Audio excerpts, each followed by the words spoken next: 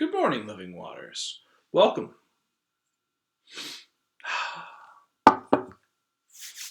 This is our time of coffee together. Coffee with PZ. So, this past Sunday, we try each week to reflect on the sermon text and how it applies to our life every day and bring up some scripture passages that continue the conversation. Because, I think every pastor would like...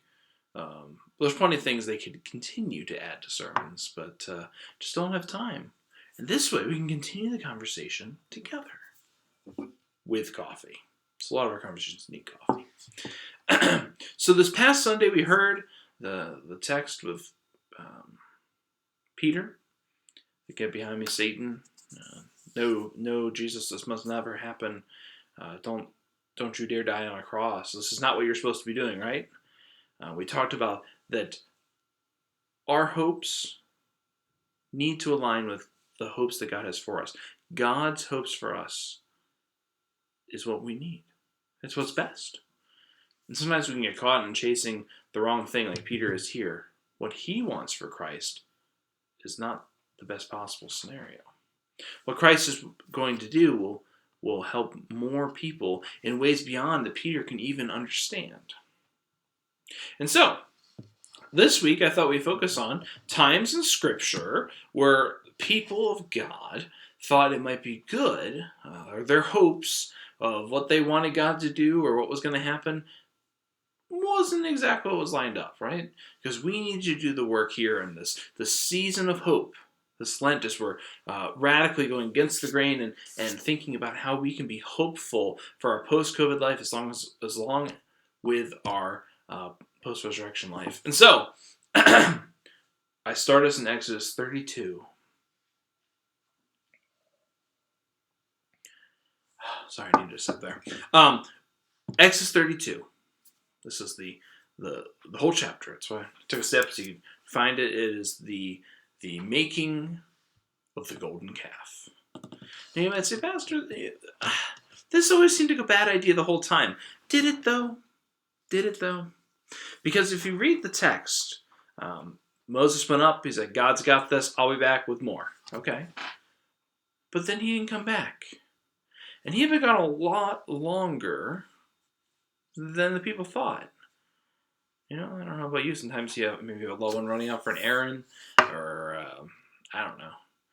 Kids said they'll be back at a certain time and they're late. You get a little concerned. Especially here, they're in the middle of nowhere. They followed this guy and God. Man, if he didn't make it down the mountain, we're in big trouble.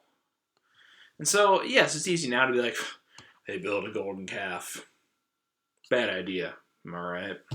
But at the moment, they're thinking, okay, this God is clearly letting us down with Moses. Let's try another one. You see, they're hoping this golden calf will be a worthy sacrifice to help them. And so, this is, I think, an example of when the people of God were thinking, okay, we can't live in this discomfort of the wilderness. It makes us anxious. The ambiguity, of it all. The stressors, not being, knowing where we're going, what's going, constantly in this Exodus, Leviticus, Numbers, Deuteronomy section, the people go back and forth. It's like, well, what if we turn back to idols? Oh, that's a bad idea. As soon as the first sign of trouble, oh, maybe this isn't going too well. Let's jump off this God's boat and try another one. Let's get something more favorable, right? They're hoping their God's going to deliver on demand, that instant. And that is something I think that we struggle with too in our modern day, when everything is so quick. I mean, from this device, I can order food. I can call anyone in the world. I can find people. I mean, I connect with people in all different kinds of ways, right?